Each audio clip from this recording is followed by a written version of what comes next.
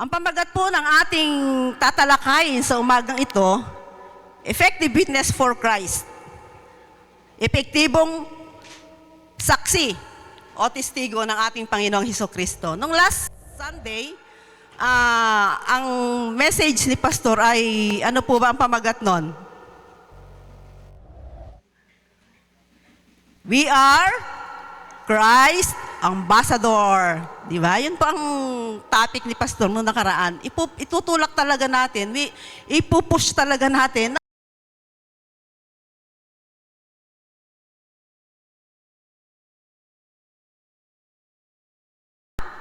Tayong lahat ay tinawag ng Panginoon, hindi lamang para sarilinin yung pagkatawag na ginawa sa atin ng ating Panginoon. Amen po ba? Nais ng Diyos na tayo'y maging epektibong saksi. Di ba? Sabi nga doon, sino na po ba dito ang naka-encounter o nakadalo na sa ganitong halimbawa, ikaw ay naging testigo? Taas nga po kamay. Meron na po ba dito? Yung naging testigo ka, tumayo ka sa, tawag doon? Sa witness stand, tapos nagtaas ka ng kamay, nangako ka, na ano sasabihin doon? Ako'y magsasabi ng totoo at buong katotohanan, pawang katotohanan lamang. Di ba? Yung ganon. Sino po dito ang nakagawa na nun? Parang wala Ay, ako lang pala. Ako, nakatayo na ako doon. Yun yung sinabi. Sasabihin mo ang buong katotohanan at pawang katotohanan lamang. Di ba? Yun ang doon. Kadalasan yun sinasabi. At totoo naman yung ating mga napapanood sa TV, sa mga pelikula, na ganun talaga ang sinasabi. Na ako ay hindi magsisinungaling. Ang equal nun ay hindi ka talaga magsasabi ng hindi katotohanan. Dahil tiyak, meron kang magiging kaso sa'yo. Kaya pawang katotohanan at katotohanan lamang ang magiging lalabas sa iyong bibig. At sa buhay natin, mga Kristiyano, hindi lamang po tayo ambassador, hindi lamang po tayo kinatawan, kundi tayo rin po ay saksi ng ating Panginoong Hesukristo. Kailangan natin maging epektibong saksi dahil kailangan natin makahikayat ng kaluluwa sa Panginoon. Amen po ba? Yan ang ating isinusulong ngayon. Kahit saan iglesia kayo ngayon pumunta, yan ang maririnig nyo na kailangan natin i-share ang Word of God sa mga tao na hindi pa nakakakilala sa Kanya. Kahapon, umattend kami dun sa kapihan at ang dati, si Pastor Biray ay nagsalita, ang sabi niya ay, dati ang tawag nila dun sa kanilang discipleship, Southern Cluster, meron silang ganon, pero ngayon iniba nila. Disciples, go. Disciples, go. Ibig sabihin, mga alagad, humayo. Di ba? Kaya, maganda talaga, nasa panahong ito, dahil sa panahon natin, ay hindi na siya katulad ng dati na maganda ang ating paligid. Talagang may mga pangyayari na yung minsan ay nakikita natin na ang palatandaan ay malapit na ang pagbabalik ng ating Panginoon. Bagamat, sinasabi natin na yun ba ang batayan para ilapit natin ang mga tao sa Panginoon? Siguro isa na ring batayan yon at isang paraan na rin yon para maging daan na tayo magsumidhi ang ating desire, yung ating willingness na ipaabot sa mga tao na meron talagang kailangan gawin para maligtas ang kanilang kaluluwa.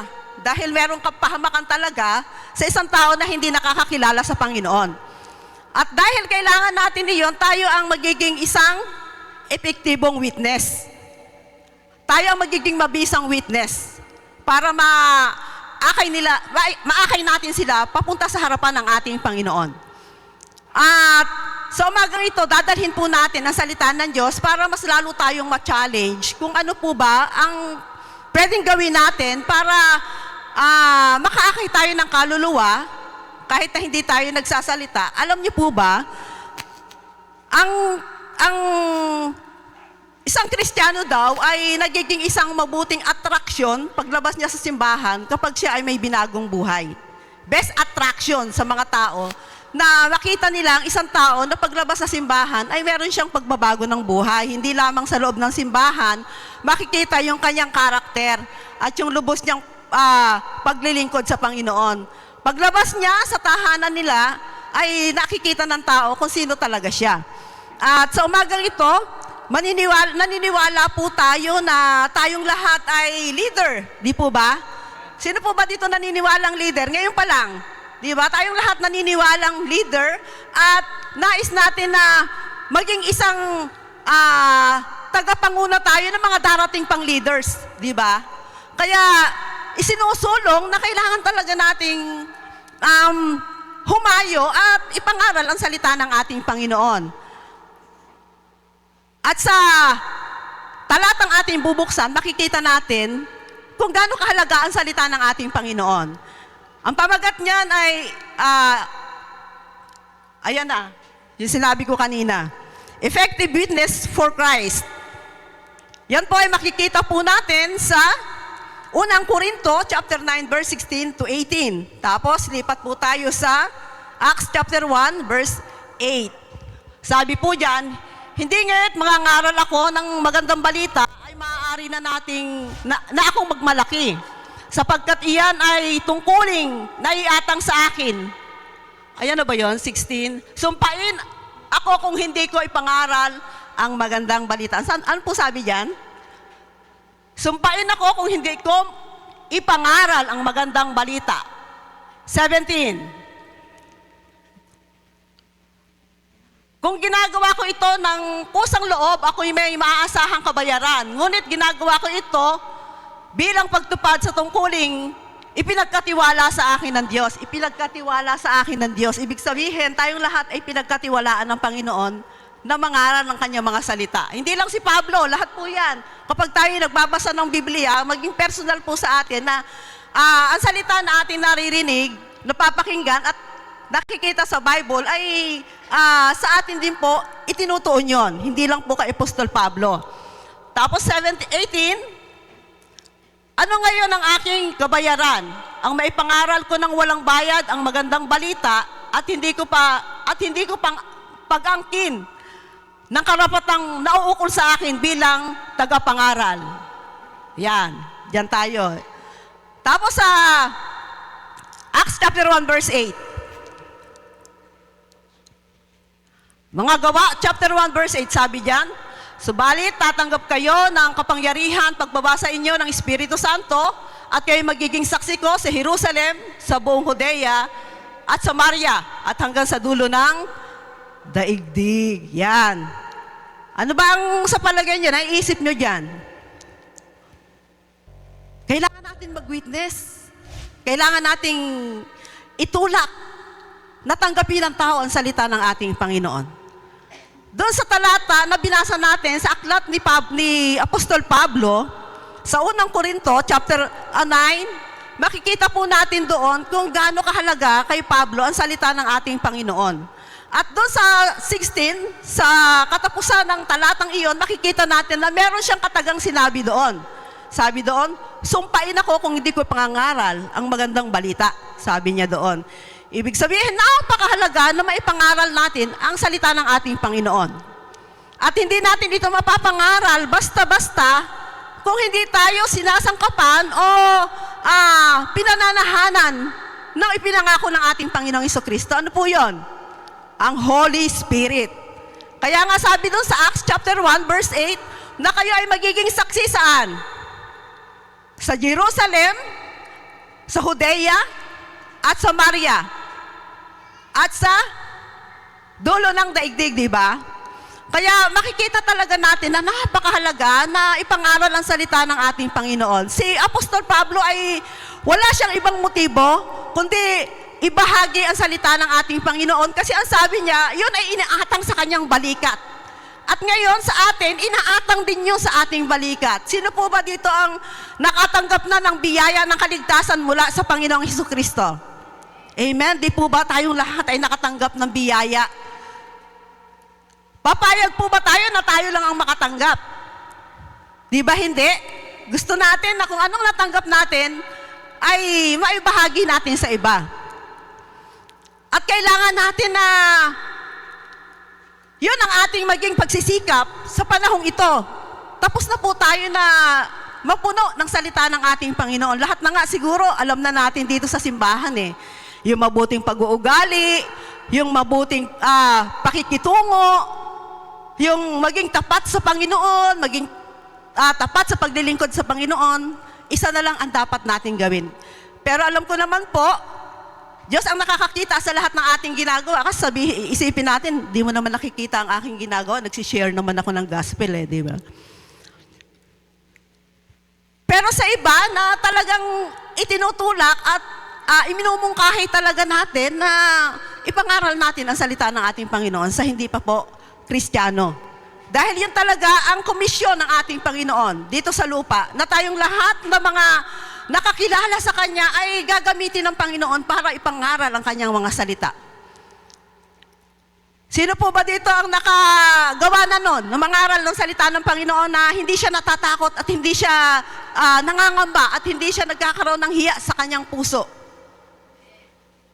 Sino po yung nag-amen? Alam niyo po, totoo naman. Talagang kailangan talaga natin ibahagi ang salita ng ating Panginoon. Kasi yun ang pinakamahigpit na nais ng Diyos na gawin ng kanyang mga anak, na maging alagad niya ang buong mundo. Ang lahat ng tao sa buong mundo, nais ng Diyos na kanyang maging alagad. Pero sabi nga doon sa Acts chapter 1 verse 8, naunahin mo ang iyong Jerusalem. Di ba? Sino po ba ang Jerusalem nyo? Para tayo ay maging isang epektibong witness ng Panginoon, dapat Jerusalem mo muna ang unahin mo. Ang iyong pamilya, ang iyong mahal sa buhay, ang iyong mga kamag-anak, yan ang Jerusalem mo. Ipangaral mo ang salita ng Panginoon sa kanila. At huwag tayo mawawala ng pag-asa. Minsan iniisip natin, parang hindi naman nagbabago. Hindi kasi tayo magbabago sa kanila. Ang Panginoon ang magbabago sa kanila para sa atin. Kapag tayo ay hindi nawawala ng pag-asa, na darating ang panahon na makakasama natin sila dito, ay mangyayari po yun. Pero pag tayo ay konting kita lang natin ng negatibo sa kanila, para bang nag-aalangan tayo na, maliligtas kaya to? Sige, bahala sila, mapunta sila sa impyerno. Hindi nga magkakaroon ng solusyon yung kailangan mong gawin sa iyong pamilya kapag nakakita tayo sa kanila ng negatibong bagay.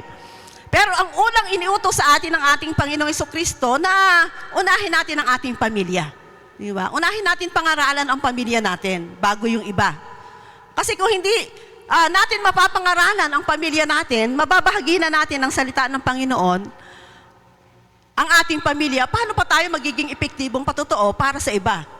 Kung ang pamilya natin ay hindi nga natin nadala sa Panginoon, paano mo pa madadala ang iba para sa Panginoon? Kaya kailangan na unahin natin ang ating pamilya. At wag sawang ilapit sila sa Panginoon.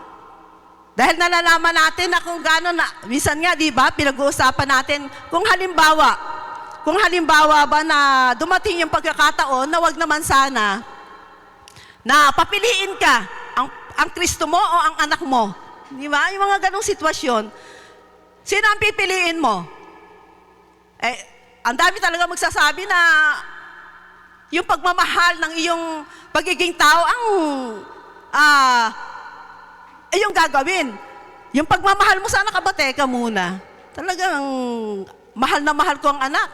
Ang anak ko, maintindihan naman ako ng Panginoon eh. Di ba minsan ganun tayo? Maintindihan naman ako ng Panginoon eh, na kung gaano ko minamahal ang aking mga mahal sa buhay. O kung gaano mo kamahal ang iyong pamilya, ilapit mo sila sa Panginoon. Mahal mo pala sila eh, di ba? Mahal mo pala ang pamilya mo eh. Mahal mo pala ang anak mo, asawa mo. Di, ilapit mo sila sa Panginoon, pangaralan mo sila. Pag hindi sila nakinig, ipag-pray mo sila sa Panginoon. At ipakita mo, hindi lang prayer, basta ang gagawin mo, ipakita mo yung iyong pagiging mabuting saksi ni Kristo, yung pagbabago ng buhay mo sa Kanya. Di ba? Kasi kung tayo ay nangangaral sa ating mga mahal sa buhay, tapos hindi naman tayong epektibo na nabago, wala naman nangyari sa buhay natin, ano bang pwedeng gamitin natin sa kanila para sabihin na ako'y lalapit yan kasi nakita ko ang resulta ng pagiging Kristiyano mo sa ginagawa mo ngayon. Kaya kailangan talaga na kung gusto natin maging epektibo, ang ating pagiging isang tagapagdala ng salita ng Diyos sa iba, kailangan epektibo muna po sa atin. Yung salita ng Panginoon na ating pinag-aaralan, maging epektibo muna sa atin bago natin maipangaral sa iba. Kaya kailangan na hindi lamang sa salita.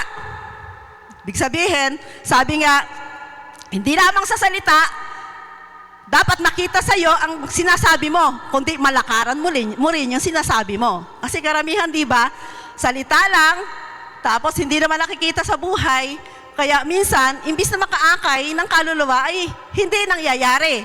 Kasi mas mabisang makita sa atin yung ating ugali sa labas ng simbahan ng mga tao kaysa sinasabi natin. Kailangan may kapangyarihan yung ating sinasabi sa kanila.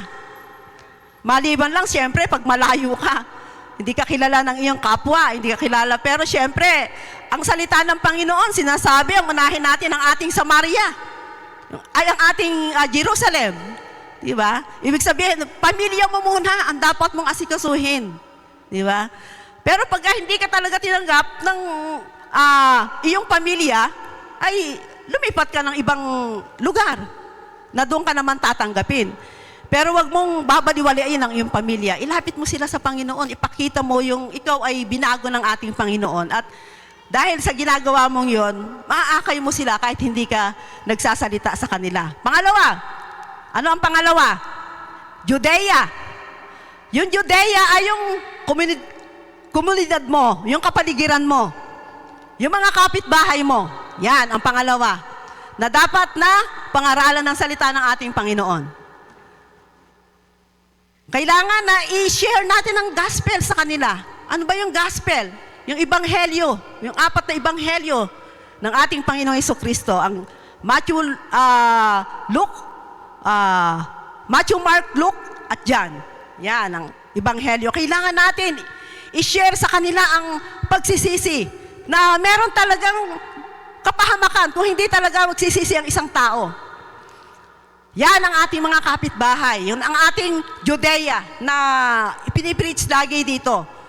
Ang pang-4, ang pangatlo, ang Samaria. Yun ang mga tao na hindi naniniwala sa Diyos, na may sariling kultura, na may sariling mga tradisyon. Yun ang iyong Samaria, na kung saan dapat mo silang tutukan at dapat mo ipaintindi sa kanila na ang pananampalataya na nasa iyo ay totoo, na si Jesucristo ang tunay na pinapakita mo sa kanila. Na ang Panginoong Jesucristo ay Diyos, na ang Panginoong Jesucristo ay Hari, na ang Panginoong Jesucristo ay Panginoon. At siya lamang ang tagapagligtas, wala nang iba. Yun ang ipangangaral mo sa mga taong walang pananampalataya kay Kristo. Sino na po ba naka-encounter dito? Na naka-encounter kayo na hindi naniniwala kay Kristo? O yan, di ba? Maraming mga ganon na mga sitwasyon. Ako doon dati, mayroon talaga akong yung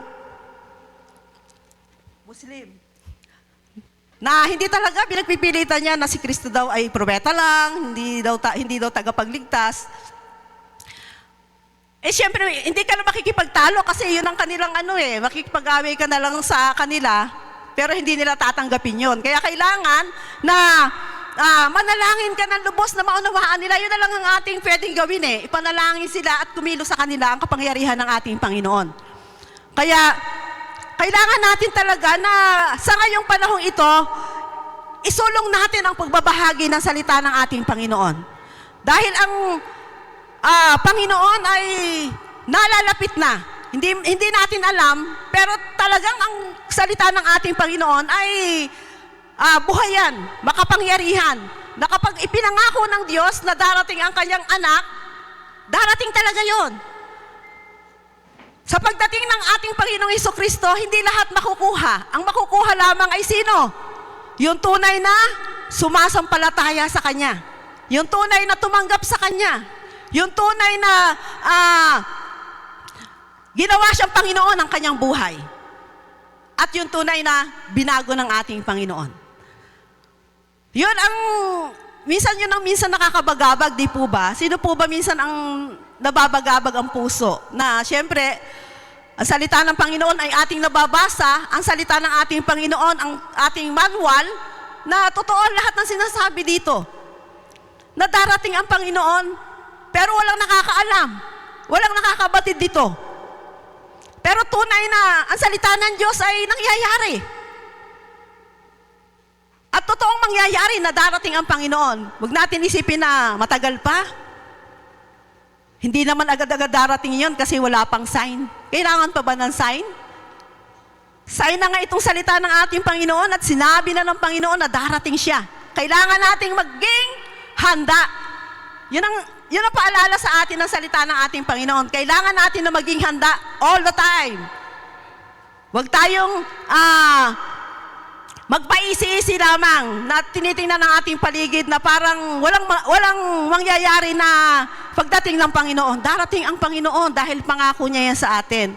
Para tapusin ang ating paghihirap dito sa lupa at lubusin ang kaligtasan natin. Alam niyo po, hindi pa lubos, natanggap niyo ang Panginoong Hesukristo, hindi pa lubos ang kaligtasan. Kasi sabi ni Apostol Pablo, darating ang Panginoon upang lubusin ang ating kaligtasan. Ibig sabihin, ang kaligtasan natin na meron tayo ngayon, mas lulubusin na yan ng ating Panginoon kapag siya ay dumating dito sa lupa. Kaya kailangan natin laging maging handa. Laging lumapit sa Panginoon. Dahil iyon ang nais ng Diyos sa buhay natin na paghahanda.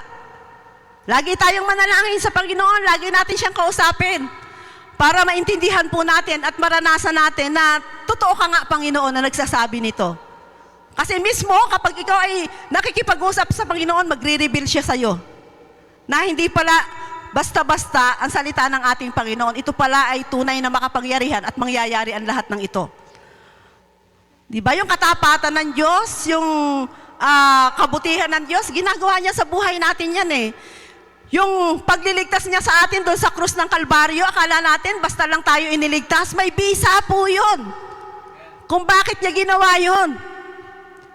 Akala natin niligtas lang tayo, pero may benepisyo pala ang ginawa niya doon sa krus. Na tayo ay nagkaroon ng kaligtasan, nagkaroon ng buhay na walang hanggan. At sa ngayon, dito sa lupa, tinatamasa natin ng kanyang pangako na sa pamagitan ng mga sugat at latay niya, tayo ay nagsigaling. Diba? Yun na ang unang initial benefits ng Panginoon na ginawa niya doon sa krus ng Kalbaryo. At ang katuparan ng tunay na kaligtasan, yung buhay na walang hanggan, ay kakamtan natin doon sa kalangitan kapag tayo ay nandun na sa langit. Wala nang hanggan ang buhay natin doon. Wala na doon kamatayan, wala na doon kasiraan, wala na doon kahirapan. Hindi na tayo mag-iisip na ano ba tong buhay na to. Hindi na po natin iisipin yon. Ang iisipin natin ngayon, paano ko magagamit ang buhay ko sa Panginoon? Para yung aking nararanasan ngayon na mabuti, maganda at kaligayahan sa Panginoon, ma-share ko sa iba. Number 1, ito. Number 1, must live a life of integrity. Yan po ang number 1. Diba? Sabi diyan, must live a life of integrity. Dapat kang mamuhay na may dangal. Yan, ang Tagalog niyan. Dapat tayong mamuhay ng may dangal. Sino po ba dito ang may dangal? Lahat tayo may dangal. Yan ang ating pinakaiingatan sa ngayon. Mga Kristiyano, mga anak ng Diyos. Diba? Yan talaga kahit hindi Kristiyano. Diba? Yan talagang iniingatan ng tao niyang kanyang dangal. Pag nasira ang dangal ng isang tao, buong pagkatao niya sira na. Sa Proverbs chapter 22. Yan, Proverbs 22 verse 1, makikita natin diyan kung gaano kahalaga yung dangal na nasa inyo ngayon na inyong iniingatan. Mas mabuting piliin ang malinis na pangalan kaysa pilak at ginto, anumang kayamanan. Nakita nyo? Mas magandang piliin ang malinis na pangalan kaysa pilak at ginto o anuang kayamanan. Wala palang pwedeng ikumpara sa pangalan natin. Yung malinis na pangalan, hindi pala yung pwedeng ikumpara sa anumang kayamanan dito sa mundo. Kaya sabi nga ay kung gusto mo maging epektibong witness o saksi o testigo ng Panginoon, you must live a life of integrity. Kailangan mong mamuhay na may dangal sa harapan ng ating Panginoon. Dahil naniniwala po tayo na yan ang unang requirements para tayo ay maging isang epektibong saksi, epektibong ambasador ni Kristo. Yung iyong integridad. Sabi nga diyan, mas mabuting piliin ang malinis na pangalan, mamuhay na may dangal, o magandang reputasyon. Ano ba yung magandang reputasyon? Na iniingatan natin na tayo maging matapat sa lahat ng ating ginagawa. Hindi tayo manlalamang, hindi tayo kukupit, hindi tayo magnanakaw, hindi tayo manloloko sa ating kapwa. Bakit? Kasi pag nahuli tayo, sira na pangalan mo eh. Ingat na ingat ka sa pangalan mo dahil lang doon sa maliit at kapirasong bagay na nagawa natin, nasisira ang pangalan ng iyong inaalagaan. Mapagkakatiwalaan. Di ba, kahit yan, 1 milyon ang nasa harapan mo, ilagay dyan, ilapag sa harapan mo yan, hindi ka matutuksong kupitan ng 1,000. Yeah. Ganun lang ang mapagkakatiwalaan. Minsan, di ba may mga tao na pinapainan ng isang tao para mapatunayan lang kung gaano ang kanyang yung katapatan niya sa kanyang ginagawa.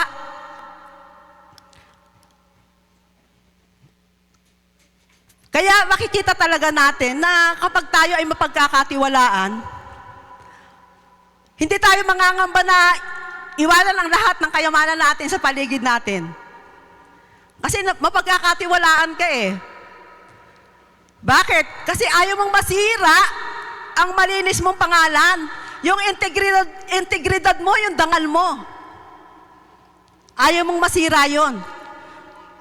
Ganon din si Apostol Pablo, doon sa binasa natin sa una nating teksto, yung binasa natin doon sa unang Corinto chapter 9 verse 16, nakikita natin doon kung gaano katapat si Apostol Pablo sa kanyang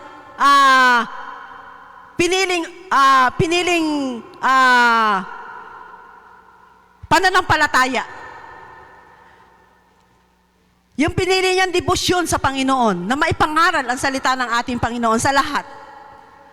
Yun ang kanyang pagtatapat na ginagawa. Hindi niya hinihintay na bayaran yung kanyang ginagawa, hindi niya hinihintay na suklian ang kanyang ginagawa, dahil ito'y ginagawa niya dahil sa iniaatang ng Diyos sa kanyang balikat yung gawaing iyon. Sa panahon natin ngayon, iba ang sitwasyon ng mga lingkod ng ating Panginoon. Di ba? Ay tatapatan ng pera para magawa lamang. Hindi naman lahat ng mga lingkod ng ating Panginoon ganun. Pero sa ngayon, sa panahon natin ngayon, doon ibinabase yung sitwasyon ng isang lingkod ng ating Panginoon. At doon nakikita na kung sino talaga ang tapat at talagang kahit wala ay magpapatuloy sa pagkatawag sa Kanya ng ating Panginoon. Naalala ko noon sa amin doon sa Gumaka, suportado kami doon sa Gumaka, doon sa mission na lugar namin. Buwan-buwan yun, may natatanggap kaming 10K at masaya na kami doon. Pero minsan dumating talaga ang punto na pinapili kami ng sumusuporta sa amin. Ang sabi sa amin, kasi nagbala kami noon na lilipat kami, magmi-mission kami sa iba, pero yung church doon, may iwanan kaming manggagawa. Ayaw talaga nilang umalis si Pastor Jeremiah doon. Talagang gusto nila doon. Sabi, magkano ba ang gusto mong namin, ibigay namin sa iyong allowance? Ang puso naman talaga ni Pastor Jeremiah, mission talaga. Gusto niyang ipangaral ang salita ng Panginoon sa iba't ibang lugar. Yun talaga ang plano niya. Yung humahawak sa kanya, ayaw talagang pumayag na lumipat siya sa ibang lugar, gusto doon na lang siya. Eh si Pastor Jeremiah, sabi niya, hindi pwede kasi ang puso ko, nakalaon ito para sa pagkatawag sa akin ng ating Panginoon, ng ating Panginoon, sabi niya doon sa tumawag sa kanya, sa sumusuporta sa amin. Sabi niya, sige, kung ganun ang gusto mo, tatanggalin namin ang lahat sa inyo. Allowance nyo, lahat ng binili daw nila sa amin, mga appliances, aalisin daw nila yon. Pati yung pag-aaral ng mga anak nyo, na nag-aaral sa private, hindi na yung makapag-aaral. Ang naisip ko, sabi kong ganyan, nung maliliit nga mga anak ko, nagawa namin. Ngayon pa kaya, malalaki na mga anak ko. At sa Panginoon kami aasa. Sabi kong ganyan. Sabi ni Pastor Jeremiah, o sige, kung ano ang desisyon nyo, yun lang ang ano ni Pastor, kung ano ang desisyon nyo, yun ang gawin nyo. Pero ako, kung ano ang pagkatawag sa akin ng Panginoon, yun ang gagawin ko. Tinanggihan niya yung offer sa kanya. Tinanggihan niya yung pera na kung saan talagang malaking bagay para sa amin. Kasi nabibili namin ang gusto namin, nakapag-aaral ang mga anak ko sa private school. Maganda ang buhay namin doon sa Sugumaka. Pero tinanggihan namin ang lahat ng yon. Sabi namin ngayon pa ba? Sabi kong ganyan, napatunayan na namin ang katapatan ng Diyos sa buhay namin. Ngayon pa ba kami tatalikod? O ngayon pa ba kami mawawalan ng pag-asa? Ngayon pa ba kami hindi magiging tapat sa Panginoon? Na napatunayan naman namin na noon pa man, wala pa sila, ay binuhay na kami ng Panginoon. Ang sabi sa amin, tingnan natin kung mabubuhay kayo pag wala na kami. Yun ang huling salita sa amin nung sumusuporta sa amin. Sabi, tingnan natin kung mabubuhay pa kayo kung wala kami. Sabi niya ganyan sa amin. Doon kami napaiyak. Para bang sabi ko, ang liit ng paningin nila sa Diyos. Ang liit ng kanilang pagkakilala sa Diyos. Bakit? Sabi ko ganyan. Pag nawala ba sila, wala bang Diyos na susuporta sa amin? Kung ang Diyos ang tumawag sa amin, ang Diyos ang bubuhay sa amin. Sabi ko ganyan. Kaya, sabi kong ganyan, patunayan mo ngayon, Panginoon, kung paano mo kami bubuhayin sa sitwasyon namin ito. Pag sabi nung ganon, tinanggal lahat nila yon, pati yung mga gamit namin, kinuha nila, walang natira. Sabi kong ganyan, wow, sabi kong ganyan. Ito pala sabi ko, ang sinasabi na, panindigan mo ang iyong pananampalataya, na mawalan at sa meron ay magpapatuloy ka sa Panginoon. Hindi ka tatalikod sa Panginoon. Ay nagtuloy kami. Alam nyo ba, nung panahong yun ay pagtanggal ng allowance namin, humahayo si pastor, doon lang kami nakakakain pag may nagdadala si pastor ng mga saging, kamote, at minsan ay hindi na kami nakakakain. Nag-uhukay na lang kami doon, nakakatuwa nga mga anak ko. Masaya kami doon sa sitwasyon na aming kinaharap na yun, yung pagsubok na yun. Naguhukay sila ng kamote, si Jubilee, palibhasa nga probinsya, marami kang makukuhang mga pagkain. At doon namin nakita talaga na kapag pinanindigan mo ang pananampalataya mo, hindi ka niya pababayaan. Yung suporta na sinasabi nila, sabi kong ganyan, tao lang kayo na binibigyan ng Panginoon. Pero yung aming pinaniniwalaan at sinasampalatayanan, pinanggagalingan ng lahat ng bagay. Sabi kong ganyan. Kung yung binibigay nyo sa amin ay natatapos o may limitasyon, ang Diyos na aming pinaglilingkuran kailanman, hindi lilimitahan ang pagtulong sa amin. Kaya nga, pinangatawanan talaga namin yun. Sabi namin ganyan, sige, uuwi tayo sa Bikutan kasi wala na kami pang-upa ng bahay. Nangupahan kami dun eh. Wala na kaming pang-upa ng bahay. Sabi ko ganyan, ang huling paraan natin, sabi ko ganyan, uuwi tayo sa Bikutan. Umuwi kami sa Bikutan. Tapos nang pag-ano namin dito, struggle din kami kasi wala naman kaming ibang pagkukunan. Tapos nung mabalitaan namin, yung nagsabi sa amin na hindi kayo mabubuhay kung wala kami. Ngayon, wala na po siya. Kinuha na siya ng Panginoon. Namatay siya nung mga ilang taon na nakakaraan. Kaya sabi kong ganyan, Panginoon, buhay ka talaga. Talagang nakapangyarihan ka. Kasi yung nagsabi sa amin na hindi kayo mabubuhay kung wala kami, Siya pa ang unang namatay. Eto kami, buhay pa rin kami. Bakit? Kasi hindi kami tumingin doon sa kanilang sinasabi, sa kanilang pangako sa amin na manatili kayo dyan, susuportahin namin kayo at tataasan pa namin ng suporta sa inyo. Ay, hindi kami doon hindi yun ang pinanghawakan namin. Ang pinanghawakan namin na ang pinanggagalingan ng suporta, ang pinanggagalingan ng lahat ng meron kami ay ang Diyos na pinaglilingkuran namin. Kaya pinanindigan talaga namin yan. Hanggang ngayon pinaninindigan namin yan.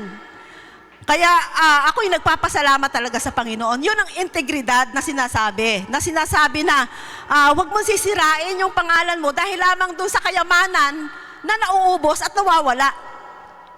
Yung katapatan mo sa Panginoon, pag nakita ng Panginoon yung katapatan mo, na ipagpapalit mo yung mga material na bagay na yan, kahit gaano kahalaga yan, kahit gaano kalaki yan, mas dodoblehin pa ng Panginoon yung tulong na ibibigay niya sa iyo. Kapag siya ang sinunod mo at inuna mo, hindi ka matatakot, hindi ka mangangamba. Bakit? Kasi alam mo na malaki ang kakampi mo eh. Alam mo na ang kakampi mo ay tutulungan ka niya. Kaya, nung dumating kami dito sa Bikutan, salamat sa Panginoon dahil hindi kailanman nagkulang ang Panginoon sa amin. At siya lang ang talagang tumulong sa amin sa panahon yon. May ginagamit man siyang tao, sabi nga ni Pastor noon, bakit hindi kayo nagsasabi sa amin na ganun pala nangyayari sa inyo? Siyempre, sabi namin, nahihiya kami na, na wala din naman silang inaasahan, kundi galing lang din sa ibang bansa, wala pang trabaho ng si Pastor eh. At salamat sa Panginoon dahil naitaguyod kami ng Panginoon na talagang pinangatawanan at pinanindigan namin. Hindi tayo pababayaan ng Panginoon, basta malinis lang ang hangarin mo sa Panginoon. Yun ang ginagawa ni Apostol Pablo. Hindi siya naghihintay ng kapalit sa lahat ng kanyang ginagawa. Hindi niya iniisip na gagawa ng ganito para makita ng taon na ako'y masipag sa gawain. Natulungan nila ako, maawa sila sa akin. Hindi. Si Pablo, sabi niya, ito ang inaatang sa akin ng Diyos. Na ipangaral ang mabuting balita. At kapag hindi ko ito pinangaral, sumpain ako ng Diyos. Yun ang kataga ni Apostol Pablo eh. Kaya sa atin mga kapatid, ang pangalan na meron tayo, hindi yan basta pangalan eh. Ang pangalan na tinataglay natin ngayon ay anak ng Diyos. Kapag anak tayo ng Diyos, mabumuhay tayo ng ayon sa pag-uugali ng Diyos, sa personalidad ng Diyos, sa karakter ng Diyos. Para tayo maging epektibong Kristiyano sa ating mga mahal sa buhay, sa ating mga kapitbahay, sa ating sa mga tao na hindi naniniwala sa Diyos, ipakita mo muna sa buhay mo na ang iyong pangalan ay malinis, na iyong pangalan ay hindi magiging sira. Dahil kapag malinis ang pangalan ng isang tao na nangangaral ng salita ng Diyos, plus point na yun sa kanya eh. Dagdag karangalan na yun sa kanya. Na may papakita niya sa tao na ako'y binago ng Diyos. Ako'y hindi nakatingin sa lahat ng mga material dito sa bahay, sa libutang ito. Ako'y nakatingin sa Diyos na aking pinaglilingkuran. Sa Psalms chapter 119, verse 1-3, sabi po doon, mapalad ang mga taong malinis ang pamumuhay. Di ba? Sabi diyan, mapalad ang taong malinis ang pamumuhay. Kautusan ni Yahweh ang sinusunod araw-araw. Pag sinabing malinis ang pamumuhay, hindi ka nakikisang-ayon sa masamang mga gawain. Yun ang malinis ang pamumuhay, di po ba? Hindi ka makikisang-ayon sa hindi kalooban ng Diyos na gawain ng isang tao. Ano ba yung hindi kalooban? Siyempre, isipin natin, yung mga bagay na hindi kinalulugdan ng Panginoon, yung masasamang pag-iisip, masasamang puso. At yun ang sinasabi dyan sa talatang ating binabasa. Mapalad ang mga taong malinis ang pamumuhay. Kautusan ni Yahweh ang sinusunod araw-araw. Sa 2,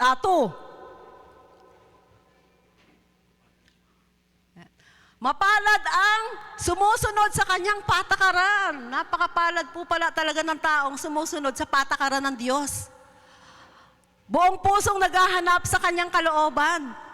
Yun po pala ang masasabi nating mapalad. Hindi po pala yung nakakatanggap ng mga mararaming mga mali-maleta. Hindi daw po yun ang mapalad. Ang mapalad ay ang sumusunod sa kanyang patakaran. Ano po ba ang patakaran ng Diyos? Magkaroon ng banal na takot sa Kanya. Yan ang patakaran ng Diyos. Buong pusong naghahanap sa kanyang kalooban. Yan ang sinasabi na taong mapalad. Na sumusunod sa kanyang patakaran. Buong pusong naghahanap sa kanyang kalooban. Sino po ba dito naghahanap sa kalooban ng Panginoon? Meron po ba? Panginoon, gusto kong mag-share ng word ng gospel mo, ng word of God mo sa iba. Ito ang kalooban mo. Sino po ba nagpipray ng ganon? Na magamit niyo ako sa ibang tao, na magamit niyo ako sa pamilya ko. Yan ang kalooban ng Panginoon. Na gamitin mo ang buhay mo, gamitin natin ang buhay natin, hindi lamang sa sarili natin, kundi gamitin natin iyon para sa ibang tao. Sa 3, ang gawain ay matuwid, namumuhay silang ganap, sa kanyang kalooban ay doon sila lumalakad. Yun po pala ang mapalad na tao. Ang gawain ay matuwid, namumuhay silang ganap. Yun po pala ang sinasabing, must live a life of integrity. Maging matuwid ka sa iyong pamumuhay. Maging maayos ka sa iyong pamumuhay. Maging maayos ang lahat ng iyong gagawin sa iyong pamumuhay.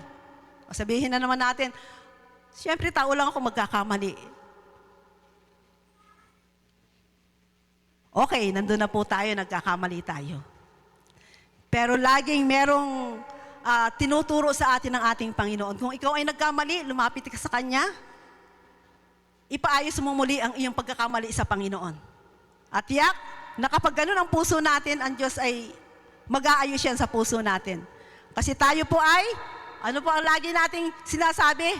Ako'y tao lamang na may kahinaan. Pero sabi nga po, kung gusto natin maging epektibong witness, maging epektibong saksi, testigo ng ating Panginoon, ipakita natin sa Kanya, ipakita natin sa lahat ng mga nakatingin sa atin na tayo'y binago na ng ating Panginoon. Mamumuhay tayo ng malinis, matuwid sa harapan ng ating Panginoon at meron dangal. Dahil alam natin na kapag tayo ay merong dangal na namumuhay sa harapan ng ating Panginoon, kahit hindi tayo magsalita, i-share ang word of God sa kanila, makikita na yan sa ating pamumuhay. Makikita na nila yan sa atin na tayo pala talaga'y lumalakad sa matuwid na pamumuhay. Number 2, must have deeper faith in Christ. Malalim na pananampalataya sa Diyos. Must have deeper faith in Christ. Sabi po diyan, kailangan natin malalim ang ating pananampalataya sa Diyos. Sino po ba dito ang malalim ang pananampalataya sa Diyos? Para makapag-share ng gospel. Para makapagbahagi ng salita ng ating Panginoon. Di ba? Kailangan po pala natin na para tayo maging epektibong witness at saksi, kailangan malalim ang ating pananampalataya sa ating Panginoong Jesucristo. Sa Hebrews chapter 12, verse 2, diyan natin makikita. Sabi po dyan, ituon natin ang ating paningin kay Jesus na siyang pinagmumulan at kabuuan ng ating pananampalataya. Dahil sa kagalakang naghihintay sa Kanya, hindi niya ikinahiya ang mamatay sa krus at siya ngayon nakaupo sa kanan ng trono ng Diyos. Yan po ang sabi dyan. Si Jesus daw po ang pinagmumulan ng ating pananampalataya. Sa Romans chapter 10 verse 17, sabi po doon, kaya't ang pananampalataya ay bunga ng pakikinig. Sino po ba dito ang nakikinig ng salita ng ating Panginoon? Lalalim ang inyong pananampalataya. Dahil ang pakikinig ng salita ng ating Panginoon, ang bunga niyan ay ang ating pananampalataya. At ang pakikinig naman ay bunga ng pangangaral tungkol kay Kristo. Tayo po ay pinangaralan ng salita ng ating Panginoon. Sino po ba dito ang pinangaralan ng salita ng Diyos? Tayong lahat, di po ba, dumaan tayo sa pangangaral ng salita ng Diyos. Kaya tayo nakakapanatili ngayon. Matagal na tayo sa Panginoon, ilang taon na. Dahil lumalalim ang ating pananampalataya sa Panginoon. Lumalalim ang ating pagkilala sa Panginoon. Lumalalim ang ating pananalig sa Panginoon. Yun ang basihan para tayo maging epektibong saksi at testigo ng ating Panginoon. Yung ating pananampalataya na nais makita sa atin ng ating Panginoon. Sa Hebrews chapter 11 verse 1 to 3, sabi doon,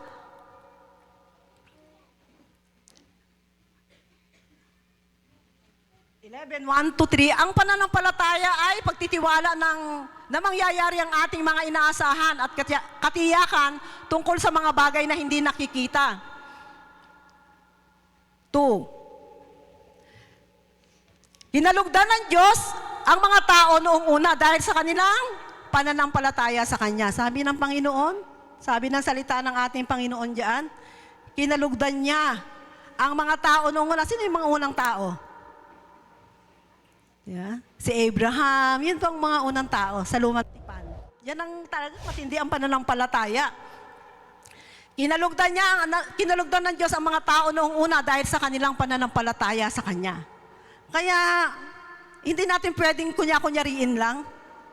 Talagang totoo na kapag tayo sumampalataya sa Panginoon, ay meron talagang pruweba na ginagawa ang Diyos sa buhay ng bawat isa po sa atin. Kaya, hindi natin masasabi na hindi pa tayo pwedeng maging isang epektibong witness eh. Hindi natin pwedeng sabihin na hindi ko pa kaya. Hindi pa ako marunong. Hindi ko pa alam kung paano magsisimula. Kung inyong napakinggan ang message ni Pastor last week, makikita nyo doon na kung paano magpapasimula na magbahagi ng salita ng Panginoon sa mga tao na alam natin na hindi pa Kristiyano. Na makikita natin doon yung mga talata na pwede nating ilatag sa kanila para sila ay makumbinsi natin na kailangan nila si Kristo sa kanilang buhay. Kailangan nila si Jesus na maging tagapagligtas ng kanilang buhay. Kasi bakit?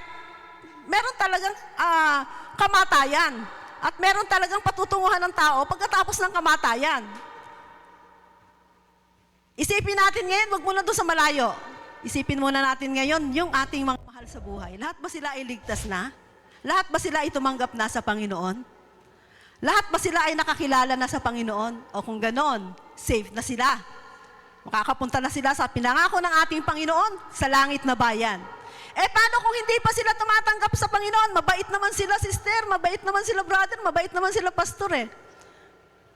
Pero ang totoo niyan, hindi yun ang basihan para makapunta sa langit ang kabaitan ng isang tao. Naniniwala po ba kayo? Hindi ang basihan, ang mabubuting gawa, ang makapapasok sa kaharian ng Diyos. Hindi yon. Ang basihan ay yung pananampalataya sa ating Panginoong Jesucristo. Bakit? Sabi po doon sa John 14:6, na ako ang daan, ang katotohanan at ang buhay. Ibig sabihin, wala nang iba. Sabi nila, marami naman daan eh. Pero ang sinasabi ng salita ng Diyos, siya lamang ang daan, ang katotohanan at ang buhay. Kailangan ng isang tao ang pananampalataya sa Panginoong Jesucristo at pagtanggap sa Kanya para magkaroon siya ng relasyon sa Ama sa pamamagitan ng ating Panginoong Jesucristo. Kaya, wag natin idahilan na mabait naman, sumusunod naman siya, at siya ay gumagawa ng mabuti. Ang requirements po mga kapatid, para tayo makapunta sa kaharian na ipinangako sa atin ng ating Panginoon, tanggapin natin, patanggapin natin, sampalatayanan natin, pagsampalatayanan natin sa kanila, sila sa Diyos. Dahil kung hindi natin gagawin yon, mahal na mahal natin sila dito sa lupa, ayaw nga natin silang padapuan ng langaw, ng lamok. Pero pagdating sa huli at buhay na walang hanggan, doon pala ang katotohanan nun, na hindi pala natin makakasama ang mahal natin sa buhay kung hindi sila tumanggap sa ating Panginoong Jesucristo. Kailangan talagang patanggapin natin sila. Kailangan talaga nating alokin sila na si Jesucristo lamang ang tagapagligtas, wala nang iba. At seryosohin natin yun sa buhay natin. Yun ang kailangan ng tao sa mundong ito. Kaligtasan na nanggagaling sa ating Panginoong Jesucristo. Bakit? Siya lang kasi ang tagapamagitan para tayo'y maging mga anak ng Diyos. At kapag tayo'y mga anak ng Diyos, lahat ng oportunidad na galing sa Ama, tatanggapin natin yon. Pero pag hindi tayo anak ng Diyos, automatic po yon na hindi tayo papakinggan, hindi tayo ituturing na anak ng Diyos. Maliban lang ng isang tao ay kumilala sa ating Panginoong Hesukristo at tanggapin siya bilang tagapagligtas ng kanyang buhay, doon lamang niya makikita na kailangan niya pala si Kristo. Para yung kapahamakan na sinasabi sa salita ng ating Panginoon ay hindi niya maranasan. Buti sana kung kapahamakan ay sandali lang, panandalian lang, pero yung kapahamakan na sinasabi, walang hanggan di po yun. Yun ang kinukwento natin, yun po ang sinasabi natin sa salita ng ating Panginoon na may impyerno at ang impyerno ay hindi basta-basta. Ang impyerno ay walang hanggang kaparusahan, ang impyerno ay walang hanggang kahirapan, ang impyerno ay paghihirap. Diba? Doon na lang maisip mo yun, naku po. Yung akin palang minamahal na asawa, yung akin palang minamahal na anak, pag hindi ko pa sila inilapit at pinatanggap sa Panginoon. Kahit ano palang bait nila, hindi pala yun basihan para makapunta sila sa langit at makasama ko sila. Ang basihan ay yung pananampalataya sa Diyos. Ang basihan ay yung pagtanggap sa Panginoong Hesukristo na siya ay namatay at muling nabuhay. Para tayo magkaroon ng pag-asa na tayo, mamatay man tayo, magkakaroon tayo ng pagkabuhay na maguli dahil sa ating Panginoong Hesukristo. Yun lang yun, mga kapatid. Yun lang ang isi-share natin sa mga tao. Huwag tayong mananakot. Oy, ikaw, pupunta ka sa impyerno. Meron po tayong mga talata sa Bible na pwede natin gamitin para maipakita natin sa kanila yung pagmamahal ni Kristo. Meron po tayong mga pwedeng gamitin sa kanila na makapagbibigay ng pag-asa sa kanilang buhay na hindi pala ganun-ganun lang ang buhay sa mundo. Na kailangan pala talaga si Jesus sa buhay ng isang tao. Payag po ba kayo na kayo lamang ang makaranas ng kaligtasan tapos yung mga mahal po natin sa buhay ay mapapahamak? Diba? Mahal na mahal tayo ng anak natin. Talagang inisipin natin, mahal ako ng anak ko. Tapos yung asawa natin, everyday, binibigyan ka ng flowers, chocolates. Yan ang pagmamahal ko sa iyo. Kaya tingnan nyo, may mga Kristiyano na kapag ka namatay ang kanilang asawa na, o kaya mga mahal sa buhay na Kristiyano na, hindi sila masyadong nagdadalamhati. Hindi sila masyadong nababagabag o nalulungkot na mamimiss kita. Yeah. Kundi ang mga Kristiyano, pagka alam nilang Kristiyano yung mahal nila sa buhay, alam nila na magkikita silang muli. Di ba? Pagdating ng panahon, doon sa kaharian ng ating Panginoon. Kaya tayong mga narito ngayon, tinutulak talaga tayo ng Panginoon na kung tayo merong mga mahal sa buhay, kung ang Jerusalem natin ay hindi pa nakakakilala sa Panginoon, umpisahan na po natin silang pangaralan ng salita ng Panginoon para sa kaligtasan. Kailangan natin ngayon yan. Pagkatapos nun, pumunta tayo sa Judea, yung ating mga kapitbahay. Pagkatapos niyan, pumunta tayo sa Samaria, yung mga hindi naniniwala kay Kristo. Tapos kung meron tayong pamasahe at budget, pumunta tayo sa ibang bansa, mag-mission tayo doon. Di ba? Ganun lang naman yun, na kailangan talaga natin. Kaya nga sabi kong ganyan, itong mga nanay na kasama ko sa fellowship, lalakas ang tuhod nyo kapag tayo ay humayo. Sino dito nananakit ang tuhod ng mga nanay? Oh, praise the Lord, magaling agad Pinagaling agad. Pero alam nyo, iuukit ng Panginoon sa inyo yan, yung pasanin sa kaluluwa. Kailangan pa bang mapanaginipan nyo yung impyerno? Si Manny Pacquiao, kaya siya naligtas, alam nyo po, napanaginipan niya ang impyerno na totoong-totoo. Kaya ngayon, ang pangangaral ni Manny Pacquiao tungkol lagi sa impyerno. Dahil nakita niya ang paghihirap ng mga tao doon, Iba-iba ang antas, iba-iba ang level, iba-iba ang kanilang mga pamumuhay. Nakita niya doon lahat sa panaginip niya. Hindi pa siya Kristiyano ha, nanaginip na siya ng ganon. Tungkol sa impyerno. Testimony niya yun, patutuon niya yun eh. Na nakita niya ng dalawa niyang mata ang itsura ng impyerno. Na doon daw nagngangalit ang mga ngipin. Na sumisigaw ang mga tao. Na wala nang tigil ang apoy. Sabi nga nila, pag ako napunta sa impyerno, magdadala ako ng aircon. Eh kahit 1,000,000 aircon ang dalhin mo doon, walang katumbas ang init doon. Di ba? Masusunog na lang yung aircon. Ikaw buhay pa. Tayo buhay pa. At nawa, hindi tayo makapunta doon. Kaya ang isang tao talagang mahalaga na ipakilala natin sa kanila si Kristo. Alam ko naman na tayong lahat ay ligtas na at nakakatiyak po tayo na sa langit ang ating patutunguhan. Wala na tayo sa impyerno, inilipat na tayo ng Panginoon doon sa langit na bayan na nakainanda niya sa atin. Di ba? Sabi nga sa salita ng Panginoon, ngayon, hindi na kayo taga rito sa sanlibutan. Tayo ay taga langit na. Tayo ay mga manlalakbay lamang dito. Tayo ay langit na kung saan ay doon talaga ang ating bayan. Doon talaga ang ating lugar. Kaya kailangan para mapuntahan ng isang tao yon, tanggapin niya ang Panginoon sa kanyang buhay bilang tagapagligtas. At doon tayo magpasimulang magkaroon ng malasakit sa ibang tao. Na hindi talaga to ang katawan na to, ang katawan nila. Hindi talaga to ang buhay nila. Ang buhay ng isang tao ay nasa kaloob-looban.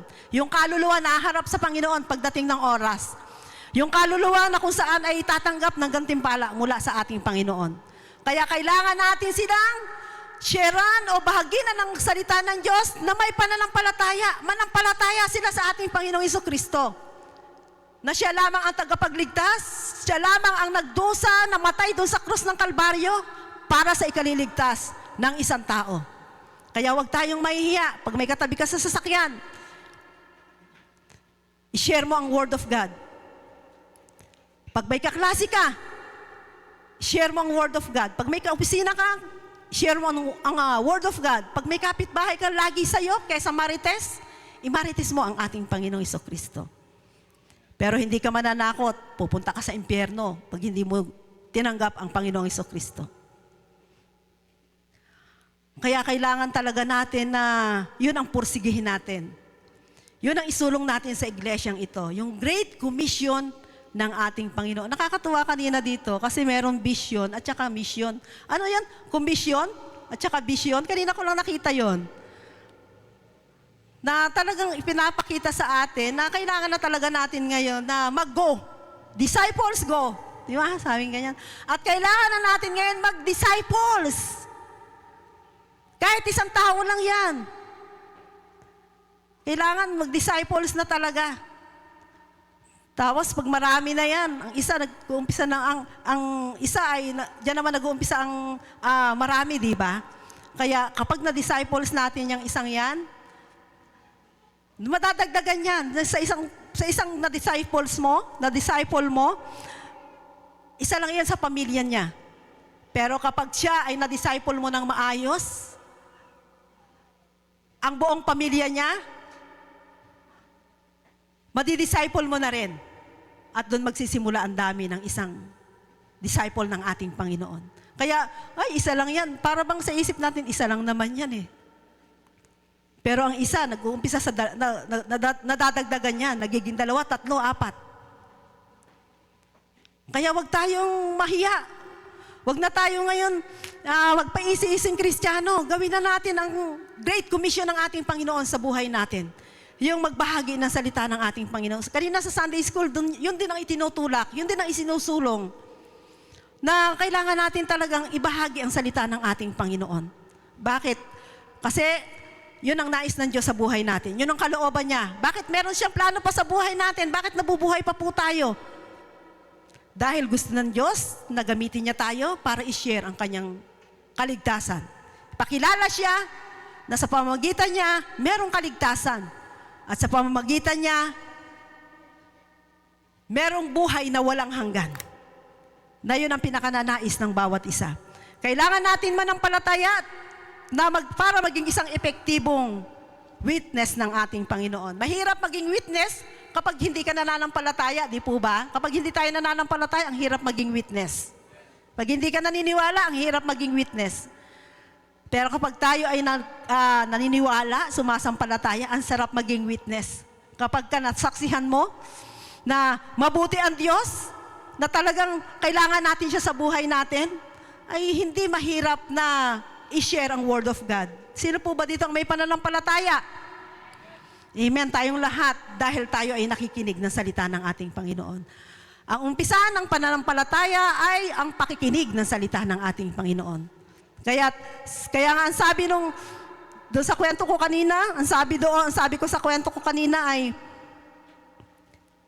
mas maganda pa ang naging bahay ng driver kesa dun sa pastor. Kasi yung pastor, natutulog ang lahat ng kanyang pinapangaralan. Ang driver ay gising lahat, nananalangin. Kaya sa atin ngayon na mga anak ng Diyos, kailangan talagang ang puso po natin ay bukas, magkaroon tayo ng desire na magbahagi ng salita ng ating Panginoon. Kapag ka nangyari po yun, alam nyo na gagawin nyo talaga yun. Magkakaroon kayo ng init na i-share ang Word of God. Pero alam nyo po ba, ang napapawi po yun, para bang apoy siya, na kailangan talagang gatungan ng gatungan para mag-apoy siya. Kaya nga isinusulong natin dito, hindi nagbabago yung topic na kailangan talaga natin mag-share ng Word of God sa mga tao para hindi maputol, hindi mawala yung init, yung liyab ng pagbabahagi na kailangan natin gawin sa mga tao na hindi paligtas. Pagbabahagi ng salita ng ating Panginoon. Kailangan talagang maging maapoy yun para tumimo sa ating puso at mag-apoy sa ating puso na kailangan pala talaga ng kaligtasan ng isang tao. Kamag-anak mo man siya, kapitbahay mo man siya, o mga taong hindi sumasampalataya sa Panginoon. Yun po talaga ang kailangan ng ating gawain dito, na i-share natin ang Word of God. Ang pangatlo, must have a deeper understanding of salvation. Yan po ang sinasabi ko kanina. Kailangan natin na magkaroon ng mas malalim na unawa tungkol sa kaligtasan. Sino po ba dito ang ligtas na? Yes, tayong lahat, ang kininlagi natin yan. Huwag tayong mag-alinlangan, huwag tayong magdalawang isip. Ako ba'y ligtas na? Kailangan ang kinin natin na ako'y ligtas na. Pagdating ni Jesus, ako'y makakasama sa Kanya. At kung ako man mamamatay, sa langit ako mapupunta. At ako ngayon sa lupang ito, ililigtas ng Panginoon sa lahat ng sitwasyon. Di ba? Yun ang kaligtasan, yung pagkaunawa ng kaligtasan. Pero sabi po doon sa Ephesians chapter 2, verse 8 to 9, sige nga po. Sapagkat dahil sa kagandahan loob ng Diyos, kayo ay naligtas sa pamamagitan ng pananampalataya. At ang kaligtasang ito ay kaloob ng Diyos at hindi sa pamamagitan ng inyong sarili. Verse 9. Hindi ito bunga ng inyong mga gawa, kaya't walang dapat ipagmalaki ang sinuman. Ayan. Yan po ang ating gustong iparating sa inyo. Na papayag po ba kayo na kayo lang po ang ligtas na? Papayag po ba kayo na kayo lang ang makaranas ng kaligtasan? Diba? Tayong lahat, ayaw nating pumayag na ako lang ang makaranas ng biyaya ng Diyos. Gusto ko, ako rin ay magkaroon ng kasama na natitikman ngayon ang kagandahang loob ng Diyos, ang biyaya ng Diyos tungkol sa kaligtasan. At yun ay hindi dahil sa, sabi po dyan sa ating binasa, hindi yun dahil sa mga gawa mo. Hindi yun dahil sa mga mabubuting gawa mo, kundi yun dahil yun sa biyaya ng ating Panginoon. Kaya wala tayong dapat ipagmalaki. Hindi ka naligtas dahil sa sarili mo. Hindi ka naligtas dahil sa kapitbahay mo. Hindi ka naligtas dahil sa asawa mo. Naligtas ka dahil sa kagandahang loob ng Diyos. Dahil Naawa sa atin ng Panginoon. Nahabag siya sa atin kaya tayo ay naligtas. Kaya ngayon, sa chapter 1, verse 8 ng Acts, pinapaabot sa atin na tayo maging saksi, maging epektibong saksi sa Jerusalem, Judea at Samaria, at sa lahat ng panig ng mundong ito. Ibig sabihin, kailangan talaga natin na mag-share ng Word of God para sa kagandahang loob ng Diyos na ibinigay sa atin para tayo ay maligtas. Gusto ng Diyos, huwag natin sarilinin yung kaligtasang iyon. Gusto ng Diyos na ibahagi natin ito sa iba. Sa paanong paraan? Kung ikaw ay may kakilalang hindi Kristiyano at nakausap mo siya, i-share mo yung Word of God. Huwag tayong mahihiya, pray tayo. Ngayon, start tayo manalangin. Nabigyan tayo ng tapang, bigyan tayo ng lakas ng loob ng Panginoon. Yung